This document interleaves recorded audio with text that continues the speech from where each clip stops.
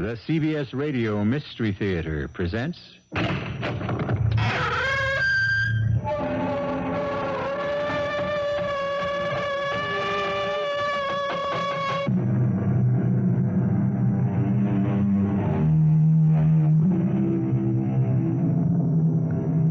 Come in. Welcome. I'm E.G. Marshall.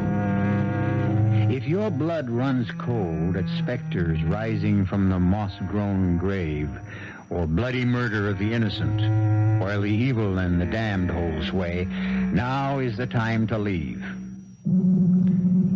All right, if you prefer to stay, come with me now to the strange and forbidding house that fades and reappears strangely in the mists of the moors where it is situated. The house of Cadmus Melchior, where the handsome Baron Mark Staunton is making a request which sounds more like a command. I want Melinda. Must you invade my privacy? This laboratory is open to no one but me. I was your son-in-law. I have the right. I cannot live without your daughter. Melinda has been dead for 7 years. But you can raise her from the grave. You must! It's true. I believe I am very close at last to the elixir of life. Then in God's name, use it to bring Melinda back to me. No, not yet. Not yet. You were so close to death yourself. What are you afraid of? My fear is more for you. I warn you, my son. I warn you. Do not try to wake the dead.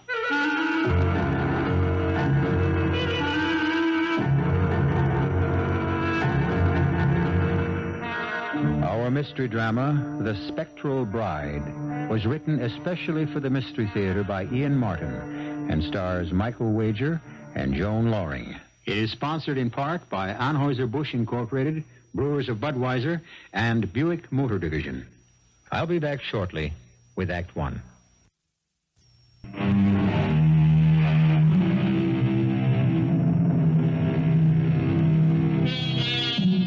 I warn you, do not try to wake the dead.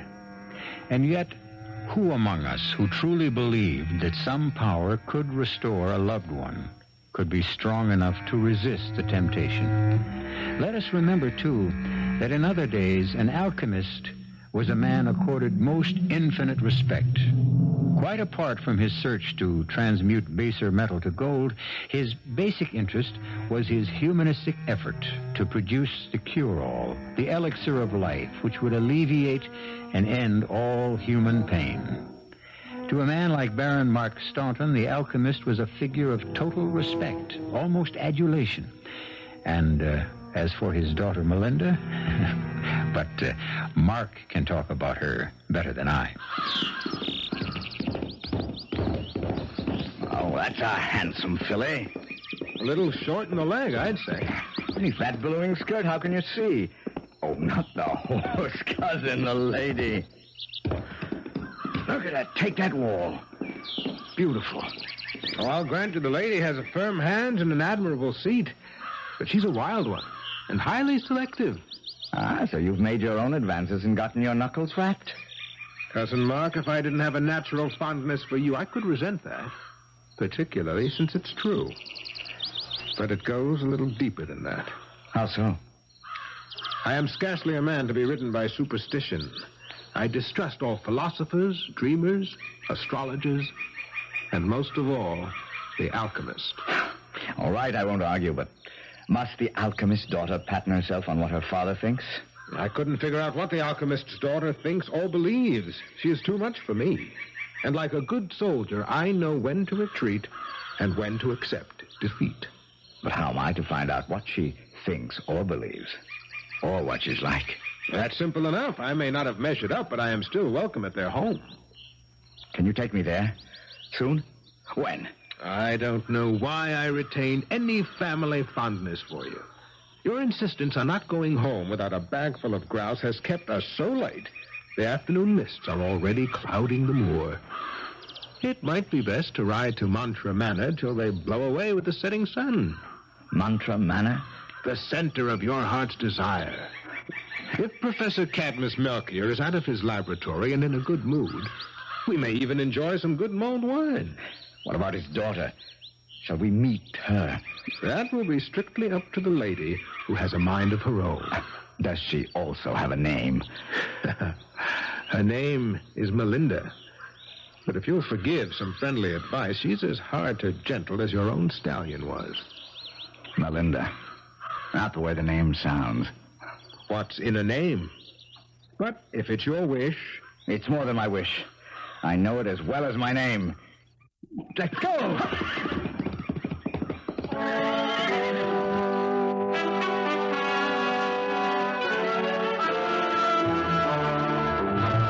The alchemist was a tall, cadaverous man with piercing green eyes that gleamed like emeralds from the shadows beneath great tufted brows. But my own eyes had little time to spend on him. Instead, they followed Melinda as though controlled not by me, but by the spell of her presence. She had changed to a long white silken robe which clung to her body. Her face was impassive, but the long raven hair danced in curls against the white of her dress and her skin. And her eyes, so dark brown as to be nearly black, shone with excitement and mystery. You picked a fortunate hour, Baron Hayward, to visit with me again. Just at the evening meal. You and your friend will join me? After a day's hard riding, I would be honored to accept your invitation. And your friend? Mark? Mark! What? We have been invited to share the doctor's meal. Most gracious of you, Dr. Cadmus. First, some wine. Melinda? Bruce. Thank you, Melinda. Sir? From your hand, even wormwood and gall. I trust you will find my wine more to your palate than that. Sire? Thank you, daughter. You may leave us alone now. I could have killed him cheerfully. Naturally, I thought Melinda would be joining us. Here I was, already hopelessly in love, and instead of being able to feed my eyes on her, I had to face some strange gelatinous potion ladled from a steaming pot onto my plate. When Bruce first came calling, he used to look on these potpourris of mine as if they contained newt's eyes, bat wool, and dog's tongues. I assure you, it is naught but the best of venison, flavored with some condiments my daughter and I favor. I've never tasted better. And I speak for the wine also. Your taste, Doctor, is impeccable in all things. But does your daughter not join us for the meal? My daughter leads her life like a cat. An untamed one, may I add. And especially with this visit, I think she feels there would be less strain with her absence. Mark is my cousin, Doctor. He knows Melinda did not choose to marry me. Does he also know that I was against the marriage? No, sir. Well, I ask why. My cousin comes of a long and honorable line, and his wealth and position are secure. I know no finer man. I will not speak for Melinda. For myself, write it off to the fact that no one else has a better grasp of my work. And I'm selfish enough to want to hold on to her just a few more years. Why just a few? Have you so little time left? My death is written in the stars. I'm not as selfish as you might think, but I am close, so close to the elixir of life that I hope I do not lose her help till that moment is here. And you will hold her till then? I will try. The end is all. At my age, I'm less concerned with ends than with beginnings. My remark in itself might have seemed harmless enough, but the professor or doctor was supersensitive to underlying meanings, and those searching eyes turned on me as if they could search out the uttermost meaning of my soul. I felt for a moment as though a ghost had crept across my grave.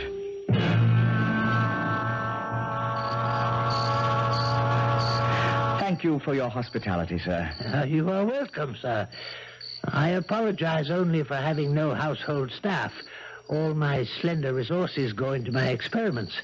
That's why I had to ask Bruce to go fetch your horses. I should have gone with him. I lingered only in the hope of bidding good evening to the Lady Melchior. And I held you only to suggest that you forget Melinda. I'm afraid that would be an impossibility, Doctor. I was afraid of that. You object if I try to call on her? I doubt if it would do any good. But my daughter is her own mistress. I can only caution you that... Caution is for old men, Father, not for the young. Still, I am here in its name. What do you mean? The mist lies like a blanket on the moor. Even Bruce, as well as he knows the way, could not find it to the town, let alone Sir Mark. I have made up beds for both of them. They must stay and be our guests. For myself, I accept gladly. But perhaps Dr. Melchior... No. Melinda's right. It's as dark as a witch's pocket abroad. And unseasonably cold for these old bones. And besides, who am I to stand in the way of fate? Go in, Father, dear. I shall see our guests settled and safe. Settled. But safe? God's will be done. I shall see you in the morning. Good night, Father. Good night, Dr. Melchior. Well, Sir Mark, shall we walk together to the stables and tell Bruce he need not saddle the horses? Or to the end of the earth. And beyond. Or to the end of the earth and beyond. But we should tell Bruce. Of course. If you'll lend me your hand to lead me the way. Come. It's beyond all reason, wild, improbable. But since I first saw you take your horse across that stone wall... There's a gap in it not 3 feet away from where I went over, but I wanted to be sure you noticed me. How could I have missed you? Bruce might have wanted you to. I know about you and Bruce. But there never was anyone more honest and true-hearted, and he loves me like a brother. I think it would be very hard for anyone not to love you. Even you. It's scarcely seemly for the maid to make the first declaration. Does it have to be put in words? The moment our eyes crossed, you knew. I love you from the present dark to tomorrow's dawn. And all tomorrows. From this first moment to the last. To the grave and beyond. You don't even know me. And teach me to learn. It will not be hard. For I love you the same.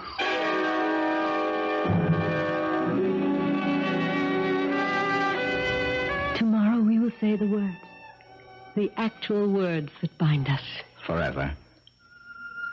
Will you love and protect me and never let me go, Mark? You know I will. Oh, I want time to stand still. I won't grow old. It will for us. You never will for me. Even if we're parted. We won't be. But should we be? I'd kill myself. No, never. I won't allow you to harm yourself. Just never stop loving me. Never. Promise me that, and I can never truly die. I promise you, and you will not die.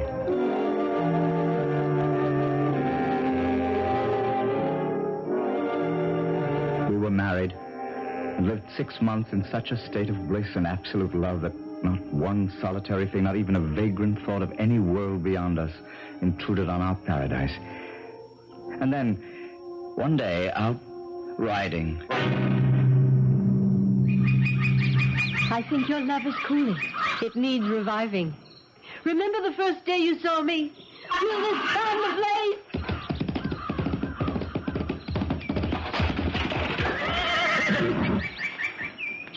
Before I could move, she clapped spur to her horse and headed for a high stone wall.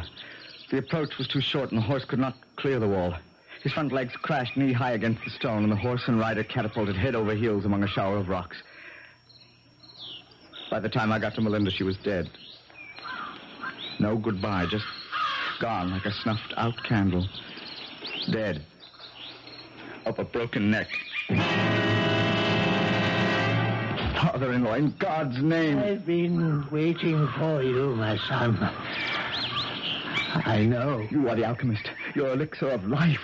Another 6 months. But I have not yet found the key. We're both to blame for her death. You knew it was coming? If I had known for sure. But second sight is not infallible. And I wanted her happiness even above my mission in life. We both gambled and lost. Or perhaps I should say, all 3 of us. Isn't there some hope that your elixir... For centuries, that has remained a dream. Melinda is in the grave forever. No, I'll never accept that. I'll find a way. We cannot fly in the face of God, my son. From this day forth, because of what he has taken from me, I renounce him. And I damn him to take his place with Lucifer and all the other fallen angels.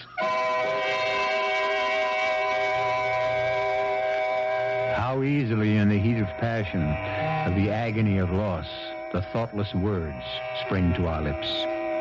How fortunate we are that so seldom are we held to account for them. But the Baron Mark Staunton was not to escape so easily, nor his unwilling partner, Dr. Cadmus Melchior, as we shall see when I return shortly with Act 2.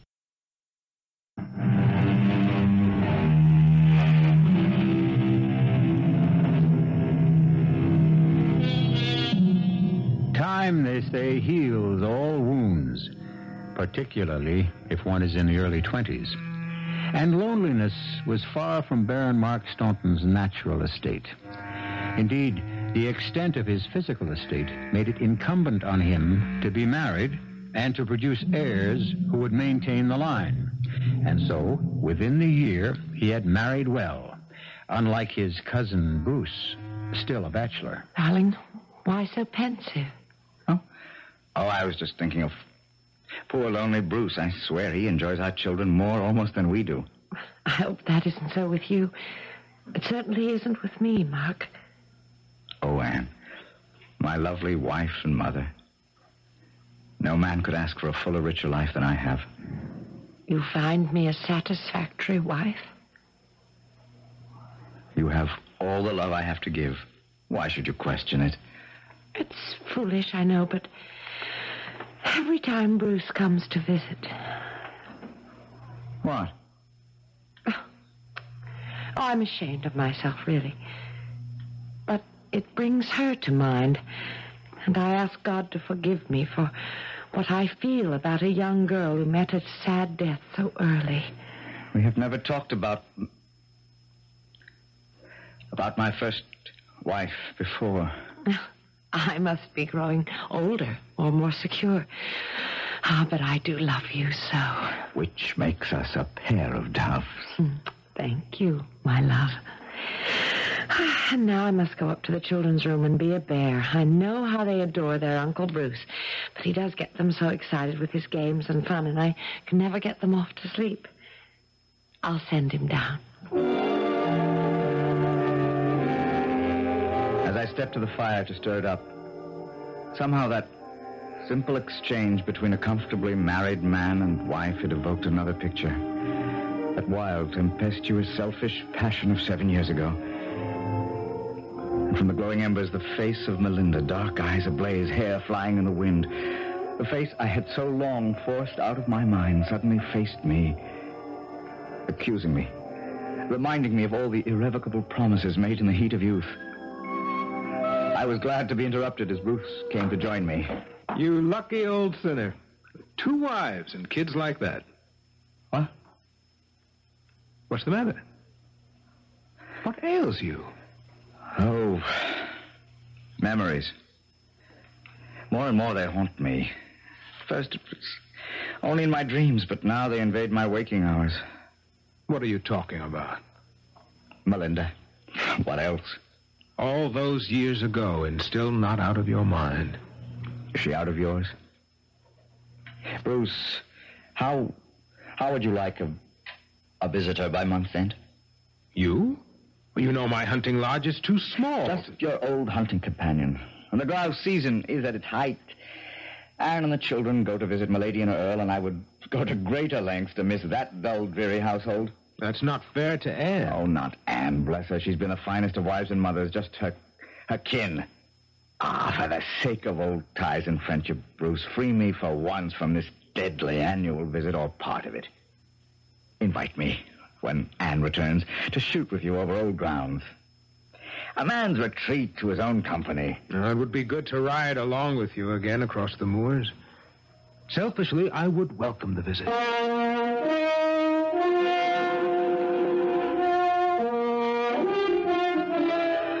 whole month? Why would you miss me so much? Every second of every minute of every hour of every day. That's all. My gentle, kind, and loving Anne. Shall we split the difference? 2 weeks away from your mother's patronizing me and your father's cold dislike. I'm sorry about my parents. You more than I. You've had to suffer them all your life. I know how much you've taken from them, and I hate going just as much as you. I go only for the children's sake, and because I owe them some respect. But I don't blame you for not wanting to be there. So go with Bruce, and be free for a little while. But meet me halfway, just 2 weeks. I may be longing for all 3 of you before that and return. I hope so. At least that you miss us, and no ghosts will haunt you from the past. Ghosts? Well, didn't your first wife come from nearby Bruce's lodge? She did. And after 6 years under the ground, she is surely dead enough. And you know me well enough by now to know I hold no traffic in ghosts.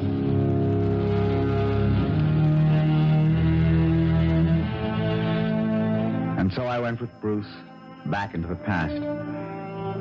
Did I really believe it had no hold on me? Was the tomb I had built in the darkest recesses of my heart for Melinda total recognition of her death? Or did some irrational hope still burn like a flame? That first night at Bruce's hunting lodge, we drank more than we should have and stayed up far too late. It was the darkest hour before the dawn when I was awakened by... Huh? Where? Asleep. Mark! You have come back. Melinda. Look. Melinda. Look to the window. Melinda. As you were. As I could be. It's the 7th year. And 3 nights from now, the moon is new. Go to my father. Make him bring me back. No. Melinda. Let me talk to you now. Melinda!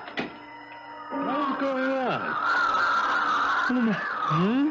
She was there just beyond the window. I could see her. Oh, you're as drunk as I am. Nobody outside that window. It's 30 feet to the ground. There'll be no hunting tomorrow. We're due for heavy rain. Oh, my head is splitting. Let's both go to bed and sleep off our carousing. I could ask for nothing better than that. But whatever sleep I had was fitful because, as Bruce had predicted, the rain came slanting down and the black clouds lay so low across the moors a man might have reached and touched them from the back of a tall horse. At last I could stand it no longer. I had to face the magnet which had drawn me back to my past. I looked in on my snoring cousin, breakfasted on black bread and brandy, and saddling my horse, rode for the alchemist's isolated home. Suddenly, it was 7 years ago, and I almost expected Melinda to appear out of the fog.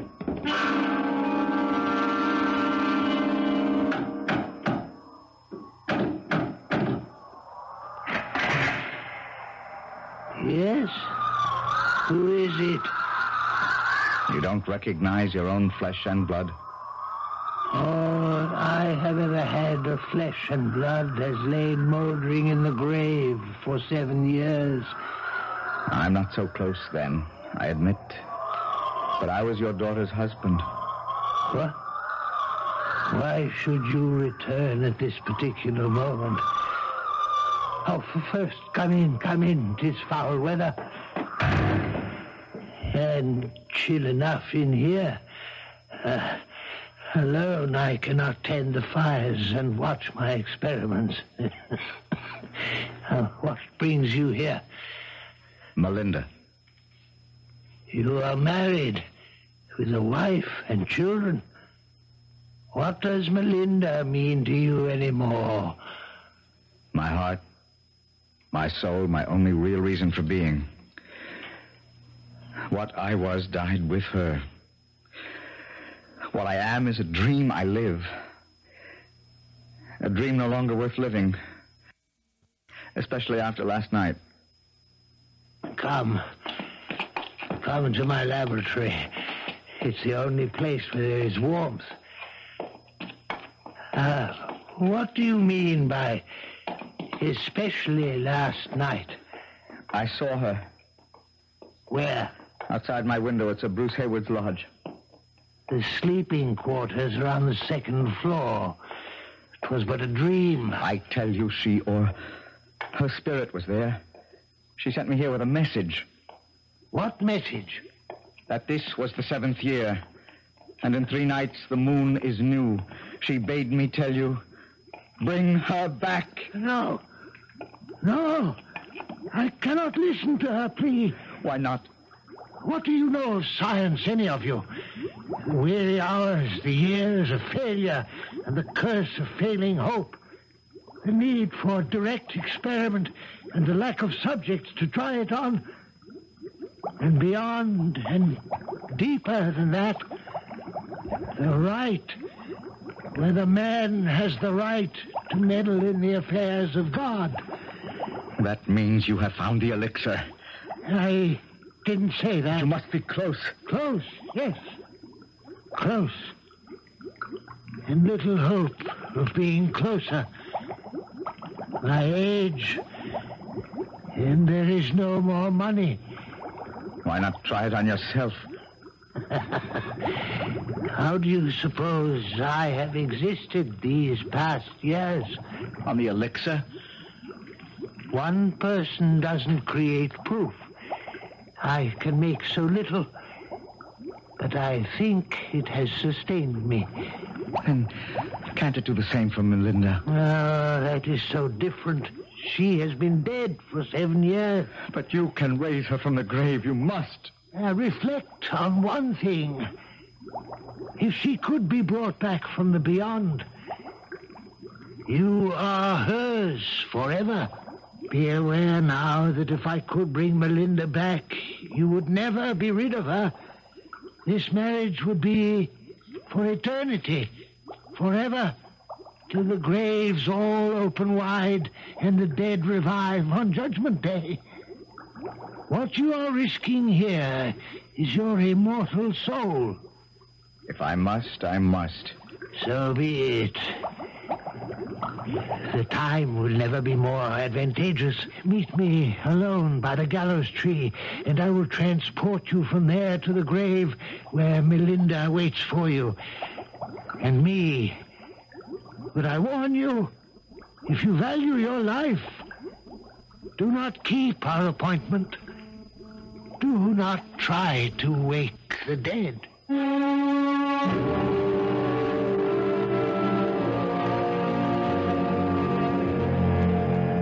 A woman moldering to dust in the fetid earth, to be brought back to life. And if his first wife lives again, what happens to Mark's second? And his children? And most of all, himself? Could he live with both? Or must he make a choice? Will he be allowed a choice? In attempting to give life to Melinda, is he perhaps signing his own death warrant? I'll be back shortly with Act 3. This is WBBM Chicago, News Radio 78.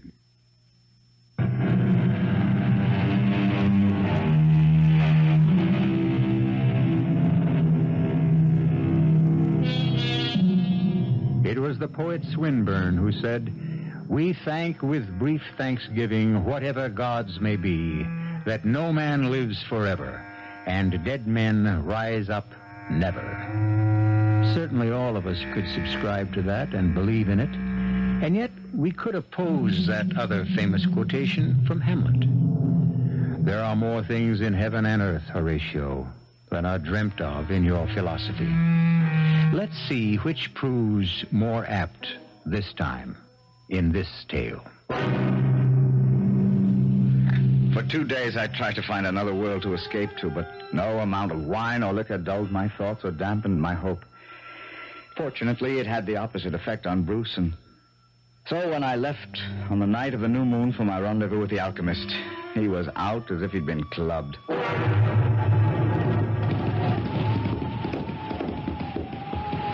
Mark? Yes, Doctor? You are alone? Yes. Then follow me to the graveyard. Will the rain make any difference? There will be no rain there. We are expecting.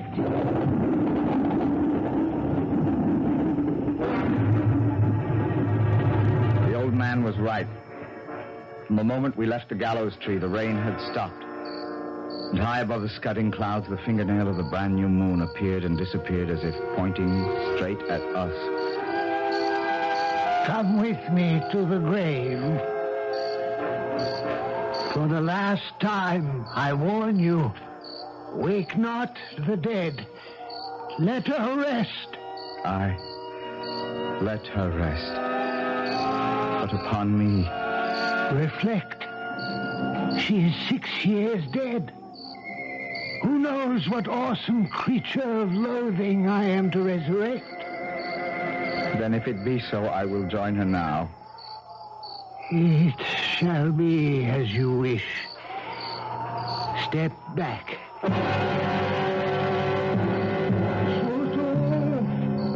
Now the Savior.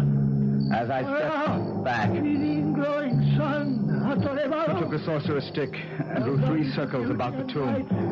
As he traced them, he muttered words of enchantment as he completed the 3rd circle with a great flash of lightning. The stone rolled from the grave, and the coffin was revealed. Bats and owls rushed by. A rushing wind blew the earth, scattering the mold before it. And of a sudden, with a rending sound, the coffin lid burst open as the moonbeams streamed as bright as if it were the full. And from the skull which Cadmus had filled with the smoking liquid, he poured the elixir on the grave, crying, The heart beats once more with the flood of life. Thine eye is open to sight. Arise, Melinda, from the tomb. And suddenly, rising from the rotting wood as fresh as though it had been yesterday, pale and cold from her long sleep with the black eyes flashing, and the glorious black hair tumbling about her shoulders was my Melinda, alive and breathing.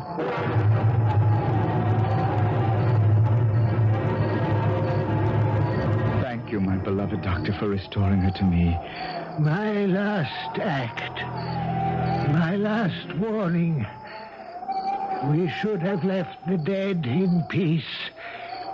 May God forgive me. A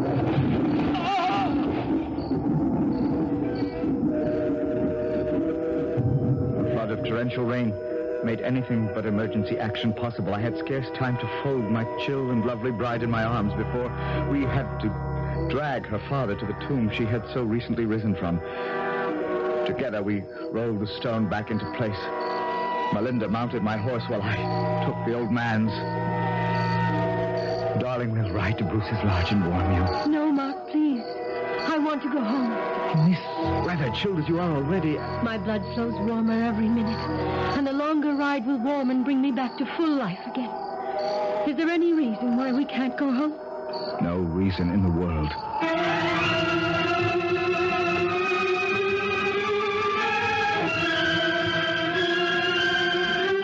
Beloved, you're so cold, so cold. How could you expect the chill of the grave to melt so soon? Shall I take you to my bed and warm you with my body? Too soon for that. You're not my husband anymore. I am your lover. Who broke your pledge to me. Remember? Oh, Melinda, You left me to rot in the grave. I begged your father to try the elixir to raise you again. He said it was not ready. He told me he had foreseen your death if you married me. He felt it was God's will. So you married another woman, and with her you conceived the children who might have been mine. I did all that. But it was I who drove your father into bringing you back. And now? Anne and the children will not be back for 3 weeks. We have all that time together to renew our love. For 3 weeks. And then? Well, we will come to some arrangement, some place for you to stay, or part of the castle, or Anne back with her parents, whatever works best. No. I want that woman out of my life. Divorce. That would be next to impossible. The bishop I'm would not interested in divorce. You will be all mine, or there is nothing between us. She would have to die before she'd give you up. Then let her die. Her time has come. There is only one way for me, as what I was, and will forever be, your wife. Alone. I was warned. I should have known, admitted it. And I was trapped.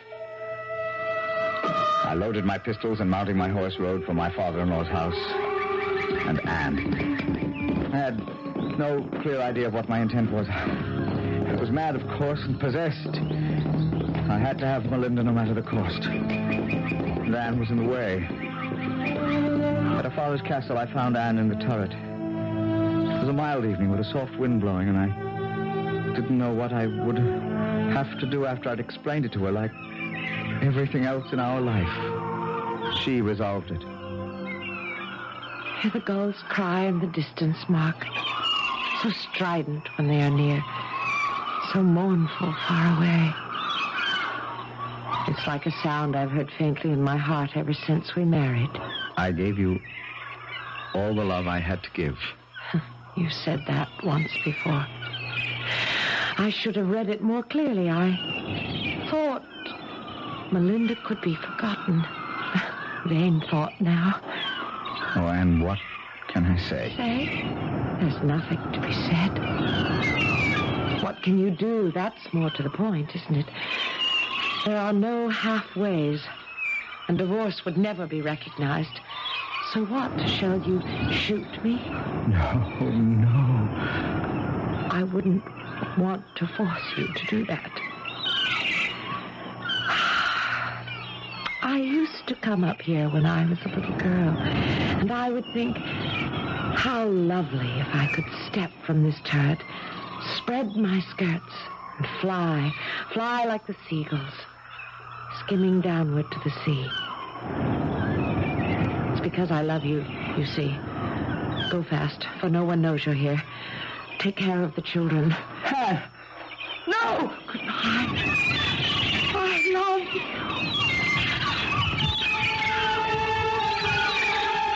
She was gone before I could reach her. Her skirts spreading like wings, but too weak to hold her up against the crags below. How long do you decently mourn a wife? Certainly more than 3 short weeks. But Melinda could not shake her chill, and the roses, once so bright in her cheeks, seemed fading, and the luster of her hair and eyes dimming. To have her in my bed, she must be my wife, and I felt that only I could bring her life again. To save her, anything was worth it. The censure of my neighbors, the sullen resistance from my servants, even the disgust from my old friend Bruce. I'm as mad as you are to stand up with you at this wedding. I cannot live without her, Bruce. Was there ever such a wedding? At least don't take your pistols to the altar. I carry them everywhere I go. No one believes I did not push Anne to her death. There is no one, perhaps save you, who would not like to see me dead. You and Melinda. Oh, God. Look at her in that white veil and pure white dress. Was anything ever lovelier? I was drunk with love and undeserved happiness. The ceremony went by in a daze until at last I turned to put a ring on her finger. In sick horror, I gazed at her hand. A skeleton's hand. The jointed bones with their shreds of desiccated flesh disintegrating in my hand. With a cry of agony, I stepped back and whipped the veil away from her face. Two socketless eyes looked blindly at me from the crumbling skull. Then, slowly, her whole frame collapsed inside the beaded dress to a pitiful heap of empty silk. Melinda was gone, and there was only one way I could join her. Mark! Take care of the children. It was all foretold. The alchemist knew only way Melinda and I can be with each other. It was Cadmus Melchior the alchemist who knew it as a philosopher, and yet was as weak as Mark, who was only a man who loved too well. We cannot fly in the face of God, and I warn you, do not try to wake the dead. Such is the story of the spectral bride. I'll be back shortly.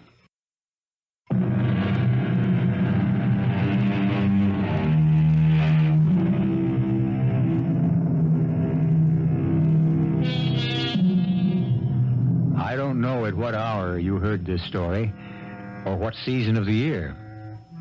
For me, whenever I tell it, even on a summer's evening, some hint of old age always creeps into my bones. The fingertips chill, and my wife complains of cold feet. Mine. It does chill the blood, no doubt of it.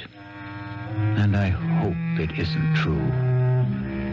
Our cast included Michael Wager, Joan Loring, Patricia Elliot, Robert Dryden, and Jordan Charney. The entire production was under the direction of Hyman Brown. Now, a preview of our next tale. You'll help, George. I've always helped him. I'll still help him after I'm dead. Walt. Oh, Walt. Mrs. Loomis, you must leave now. After I'm dead, I'll come back for George. Mrs. Loomis. Yes. Goodbye, Walter. Goodbye for now. Doctor. I'm sorry, but there isn't a chance in the world. He can hang on for minutes, days, but we can't save him. But I was just talking to him. You heard. I heard nothing. He wasn't saying anything. But I heard him. I heard him.